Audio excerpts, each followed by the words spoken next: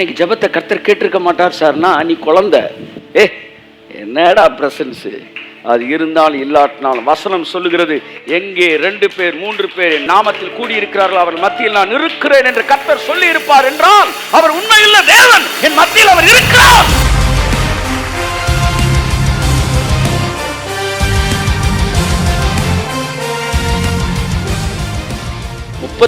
எல்லாருமே தான் நம்புறாங்க. Everybody they believe Isaiah 35. எல்லாரையும் நம்புறதுல பிரச்சனையே கிடையாது. ஆனா பிரச்சனை எங்கன்னா, இது எப்ப நடக்கும் அப்படின்றதுல தான் இப்ப பிரச்சனை.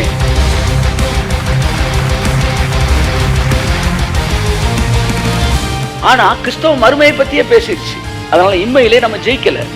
ஆனா வேதம், ஏசாயா போன்ற தீர்க்கதரிசிகளும் இம்மையிலே நீ பெற வேண்டிய ஆசீர்வாதங்களை பேசுகிறார்கள். என்றைக்கு நீ இதெல்லாம் இந்த வாழ்க்கையில் நடக்கிறதுன்னு கண்டுபிடிக்கிறியோ, அன்னைக்கு தான் உன் வாழ்க்கையில் வரப்போகுது. உன் முக்காடு என்ன செய்யும் போது விலகும் போது வேற எல்லாம் வாழ்க்கை நடக்கும்.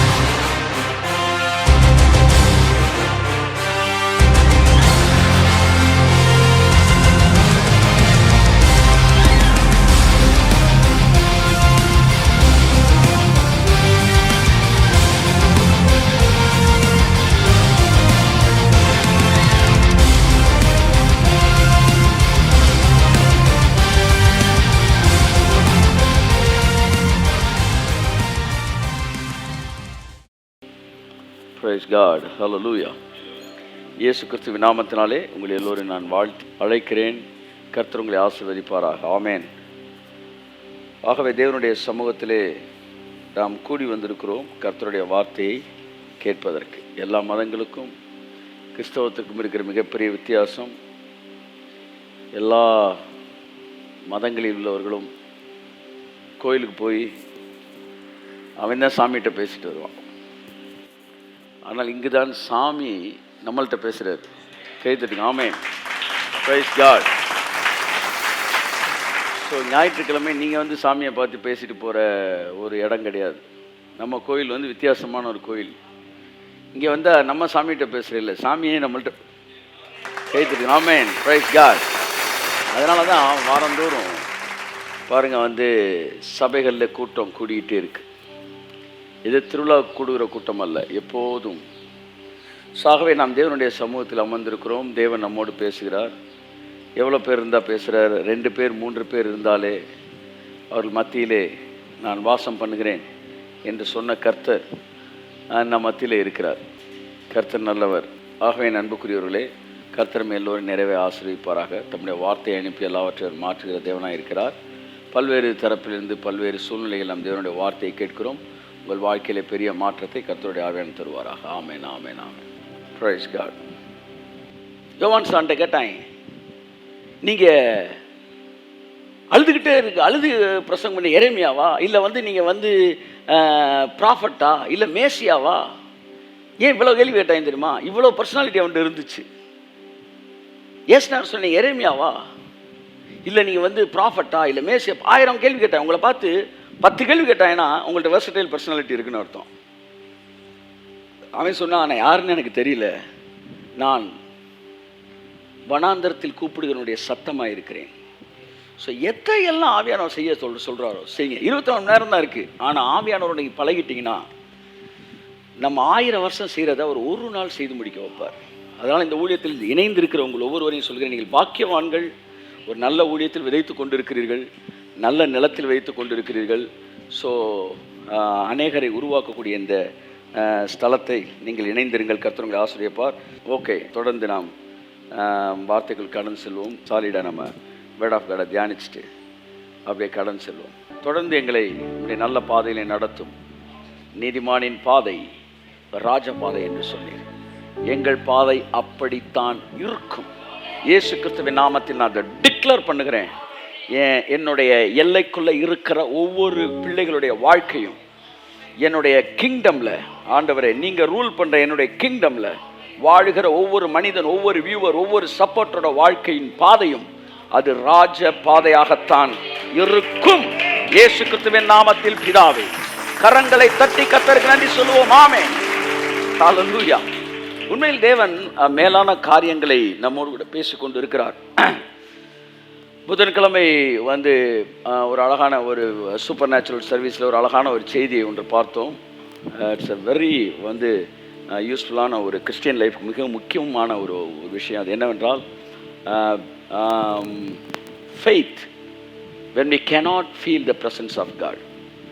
தேவனுடைய பிரசன்னத்தை, அந்த பிரசன்ஸில் நீங்கள் மூவ் ஆகக்கூடாது, ஃபெய்த்தில் தான் மூவ் ஆகணும். இதை சொல்கிறதுக்கு எக்ஸ்ட்ரா தைரியம் தேவை. ஏன்னா பிரசன்னம் என்பது ஒரு உன்னதமான ஒரு வார்த்தை. ஆனால் இந்த வார்த்தையை சொல்கிறதுக்கு ப்ரெசன்ஸில் மூவ் பண்ணுறது செகண்ட் கிளாஸ் தான். ஆனால் ஃபெய்த்தில் மூவ் பண்ணுறது தான் ஃபஸ்ட்டு கிளாஸ். என் வாழ்க்கையில் எத்தனையோ வருடங்கள், 30 வருடங்கள் கழித்து இதை நான் கற்றுக்கொண்டிருக்கிறேன். இந்த 30 இயர்ஸில் எப்படி மூவ் ஆகணும் என்று கேட்டால் ப்ரெசன்ஸில் தான் மூவ் ஆகணும்னு நான் சொல்லுவேன். இட் இஸ் அ க்ரோத் இல்லைன்னு நான் சொல்லலை. மைண்டில் மூவ் ஆகிறது சி கிளாஸ், ப்ரெசன்ஸில் மூவ் ஆகிறது பி கிளாஸ், ஃபெய்த்தில் மூவ் ஆகிறது ஏ கிளாஸ். ஆமென்.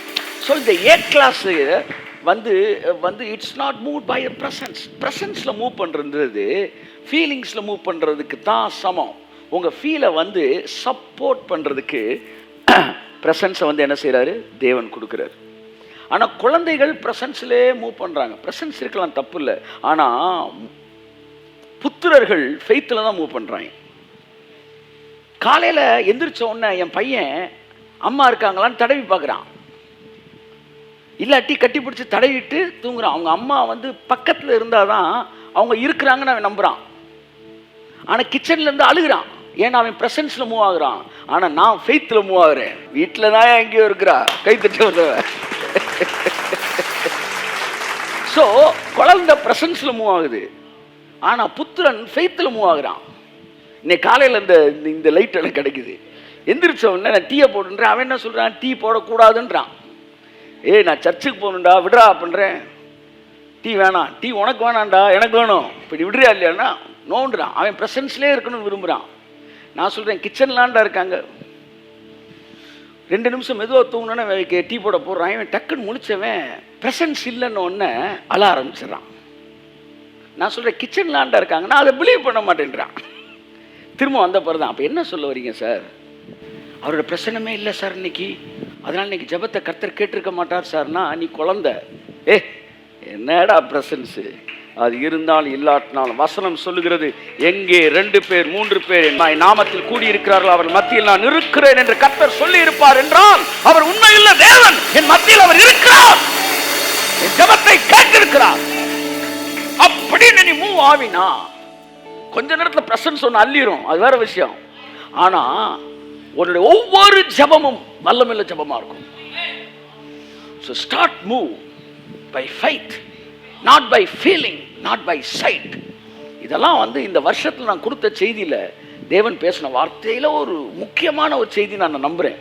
இது என்ன இன்னொரு ரெல்முக்கு கூட்டிகிட்டு வந்துருச்சு. இதுக்கு நான் ஒரு ப்ரோமோ கொடுக்குறேன். இப்போ புதன்கிழமை மெசேஜை கேளுங்க.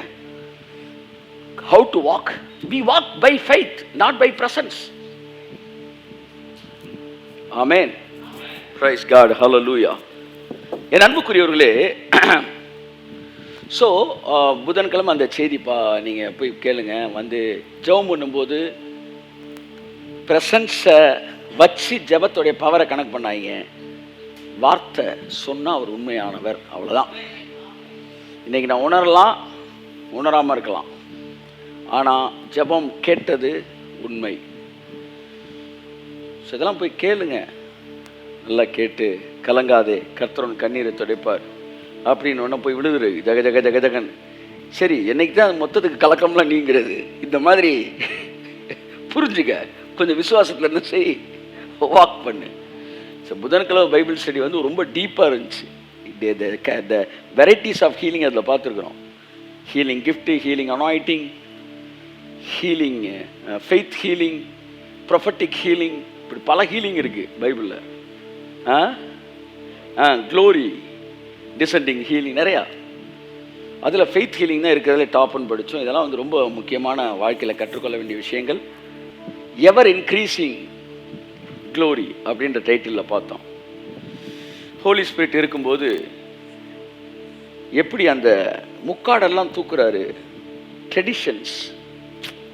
ஒரு விஷயம் சொல்கிறேங்க, நான் ஏன் சபை மறுரூபம் அடையாமல் இருக்குன்னா, அது மகிமையின் மேல் மகிமை அடையணும். அப்போ தான் மறுரூபம் அடைய முடியும். அப்போ மகிமை எப்போ வருது? முந்தின வசனம் சொல்லுது, ஆவியானவர் எங்கே உண்டோ அங்கே அங்கே விடுதலை உண்டு, லிபர்ட்டி. எப்போ சபையானது விடுதலைக்குள்ளே வருதோ அப்போ தான் மறுரூபத்துக்குள்ளே வரும். எத்தனை பெரிய நல்ல மனிதர்கள் தாங்கள் ஒரு ட்ரெடிஷனுக்குள்ள, அதாவது பாரம்பரியத்துக்குள்ளே இருக்கிறோம்னே தெரியாமல், அவங்க பாரம்பரியத்தில் இருக்கிறோன்னு தெரியாமலே பாரம்பரியத்தில் இருக்கிறாங்க. ஆனால் கர்த்தரை ஆராதிக்கிறாங்க. அவங்களால விடுதலை, அவங்களுக்குள்ள ஒரு லிபர்ட்டி இல்லை. விடுதலைன்னா என்ன நினைக்கிறான்? பாவத்திலேருந்து விடுதலை, அதை மட்டும் தான் நினைக்கிறான். இல்லை, உன் ஆராதனை முறையிலே ஒரு விடுதலை தேவை.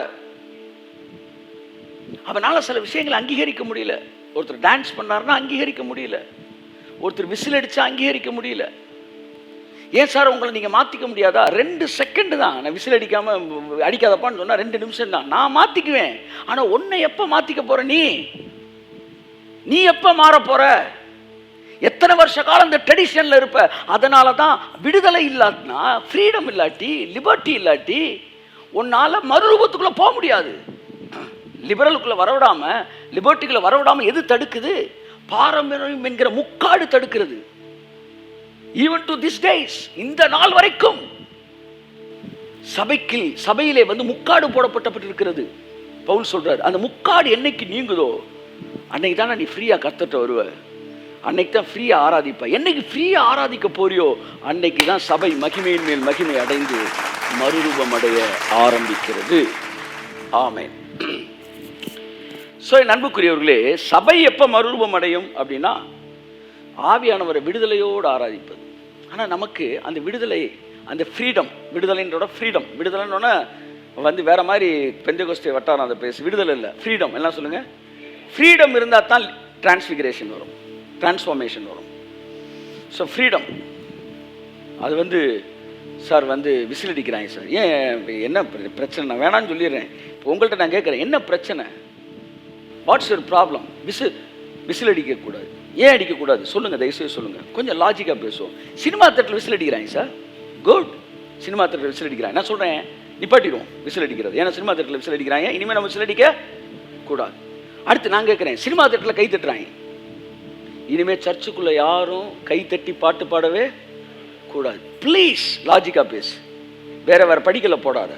அது அங்கே நடக்குதுன்னா இனி இங்கே நடக்கக்கூடாதுன்னா, எது அங்கே நடக்குதோ அதெல்லாம் இங்கே நடக்க கூடாது.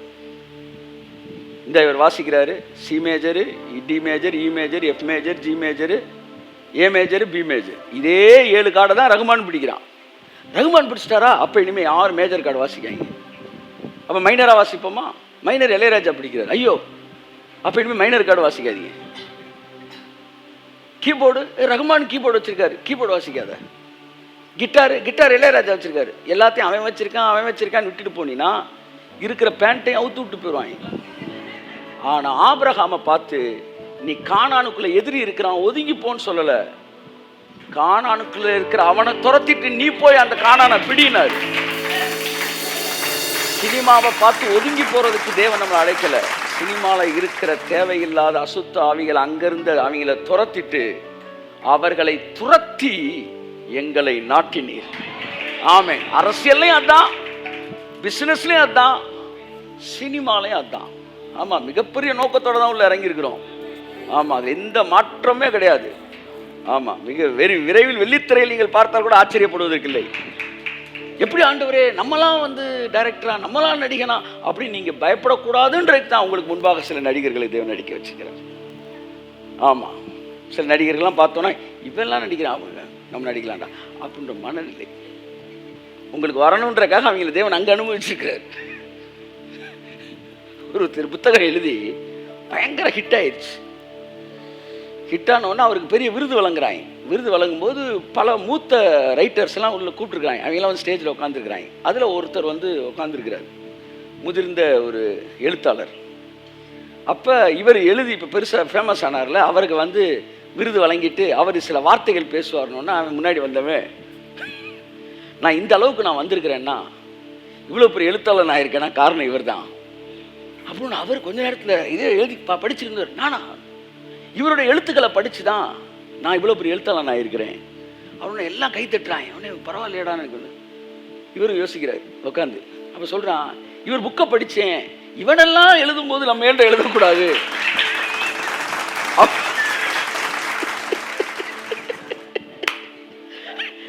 இவன்லாம் கதை எழுதுறான், நம்ம ஏன் எழுதக்கூடாது அப்படின்னு எழுத ஆரம்பிச்சேன், இவ்வளவு பெரிய புகழ் பெற்றுட்டேன். அந்த மாதிரி இவங்கெல்லாம் நடிச்சாலும் நம்ம நடிக்கூட அப்படி யோசிப்பதற்காக சிலரை வச்சிருப்பார். என் அன்புக்குரியவர் என்ன சொன்னா, அவர்களை துரத்தி நம்மை நாட்டுவது தான் தேவனுடைய திட்டம். ஸோ அதனால் ஒதுங்கி போகாதீங்க. ஒதுங்கி போனனால தான் சபை குறுகி போச்சு. கொஞ்சம் ஆவியானவர் எங்கே உண்டோ அங்கே விடுதலை உண்டு. பெரும் பெரும் ஜாம்பவான்கள் இருக்கிறீர்கள், மிகப்பெரிய தொழில் அதிபர்கள், மிகப்பெரிய போஸ்ட்ல இருக்கிறவங்க கூட அந்த செய்திகளை கேட்குறீங்க. சார் எல்லாம் நல்லா இருக்கு சார், அந்த ஒரு விஷயம் மட்டும் சார் அப்படின்னா, அந்த ஒரு விஷயம் வெளியில இல்லை, உள்ள இருக்கு. அந்த திரை என்ன செய்யணும்? விலகணும். அந்த திரை முக்காடு விலகும் போது தான் மகிமையை நீ பார்க்க முடியும். அந்த முக்காடு என்னன்னா பாரம்பரியம் என்கிற முக்காடு. அது துரத்தப்படும் போது மகிமையை நீ பார்ப்ப. சபை மறுரூபம் அடையும். சபை விடுதலையை ஆராதிக்கணும். ஆமா, விடுதலை ஆராதிக்கணும். இங்க இல்லாதது எதுவுமே வெளியே இல்லை. ஆமேன் சொல்லுங்க. ஆமேன். அது மட்டும் மனசுல புரிஞ்சுக்க. கர்த்தர் உங்களை ஆசீர்வதிப்பார். ஸோ எவர் இன்க்ரீசிங் க்ளோரிக்குள்ள சபை வரணும்னா, நீங்க வரணும்னா ஆவியானவரோடு சேர்ந்து ஃப்ரீடமா, ஒரு லிபர்ட்டியா, ஒரு லிபரல் வொர்ஷிப், ஆவியானவரோடு இணைந்து ஒரு விடுதலையான ஆராதனை. விடுதலையோடு ஆராதிப்போம். விடுதலையோடு ஆராதிப்போம்னா வாட்ஸ் தட் விடுதலை? You must have freedom to worship the Lord in your own style.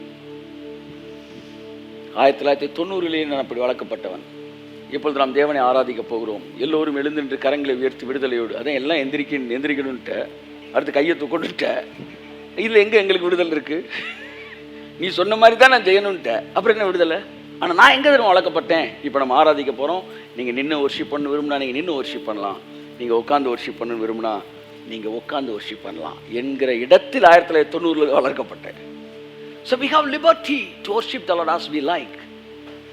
Sir, ஆகவே ஆவியானவரை புரிந்து கொள்வோம், தேவனை புரிந்து கொள்வோம். இவைகள் எல்லாம் ரொம்ப முக்கியமான விஷயங்களாக இருக்கிறது நம்முடைய வாழ்க்கையிலே தேவனை அறிந்து கொள்வதற்கு. சபை அடுத்த கட்டத்துக்கு போக வேண்டும். ஆகையால் இந்த செய்திகள் எல்லாம் கொடுக்கப்படுகிற கர்த்தர் உங்களை ஆசீர்வதிப்பார். இன்றைக்கு ஏசாயா 35ஆம் அதிகாரத்திலிருந்து ஒரு புதிய தொடர் செய்தியை நாம் ஆரம்பிக்க போகிறோம். ஏறக்குறைய 10 வசனங்கள் இந்த ஏசாயா 35ஆம் அதிகாரத்தில் இருக்கிறது. யாராவது ஒரு அந்த 10 வசனத்தை வாசிக்கும்படிக்கு நான் விரும்புகிறேன்.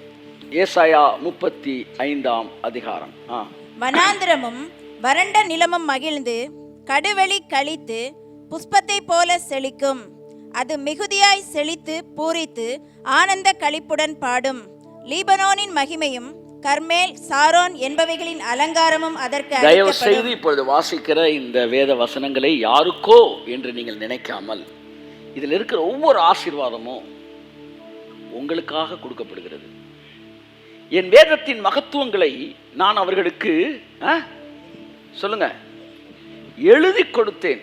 சார் என்ன சாமி பாருங்க சார், சொல்லி எழுதுறான்னு சொல்லலாம், எழுதி கொடுத்தாராம் உங்களுக்காண்டி.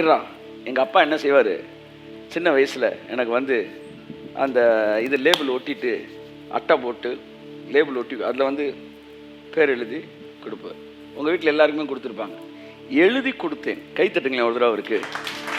என் வேதத்தின் மகத்துவங்களை என் ஜனங்களுக்கு எழுதி கொடுத்தேன். அவர்களோ அதை அந்நிய காரியமாக எண்ணினார்கள். இப்போ வாசிக்கிறது உங்கள் வாழ்க்கையில் நடக்கிறதுக்காக தேவன் எழுதினது. இது அந்நிய காரியமாக நினையாமல் இந்த வார்த்தையில் வாசிக்கும் போதே உங்கள் மனதில் ஆமேன் என்று சொல்லுங்கள். அது உங்கள் வாழ்க்கையிலே நாளை அல்ல, இன்று நடக்க போகிற காரியங்கள், இன்று நடக்க வேண்டிய காரியங்கள். வாசிப்போம். அவர்கள் கர்த்தருடைய மகிமையையும் நமது தேவனுடைய மகத்துவத்தையும் காண்பார்கள். தளர்ந்த கைகளை திடப்படுத்தி தள்ளாடுகிற முழங்கால்களை பலப்படுத்துங்கள். மனம் பதறுகிறவர்களை பார்த்து நீங்கள் பயப்படாதிருங்கள், திடன் கொள்ளுங்கள். இதோ உங்கள் தேவன் நீதியை சரிக்கட்டவும் உங்கள் தேவன் பதிலளிக்கவும் வருவார். அவர் வந்து உங்களை ரட்சிப்பார் என்று சொல்லுங்கள். அப்பொழுது குருடரின் கண்கள் திறக்கப்பட்டு செவிடரின் செவிகள் திறவுண்டு போம். அப்பொழுது முடவன் மானை போல குதிப்பார், ஊமையன் நாவும் கெம்பீரிக்கும். வனாந்திரத்திலே தண்ணீர்களும் கடுவெளியிலே ஆறுகளும் பாய்ந்தோடும். கை தட்டுங்களே ஒரு ஆமை. இதெல்லாம் நம்ம லைஃப்ல நடக்கிறது. வனாந்திரம் போன்ற வாழ்க்கையில கூட தண்ணீர் அப்படியே புறப்படுமா, கடுவெளியிலே ஆறுகள் பாயுமா. அடுத்து வெட்டாந்தரை தண்ணீர் தடாகமும்.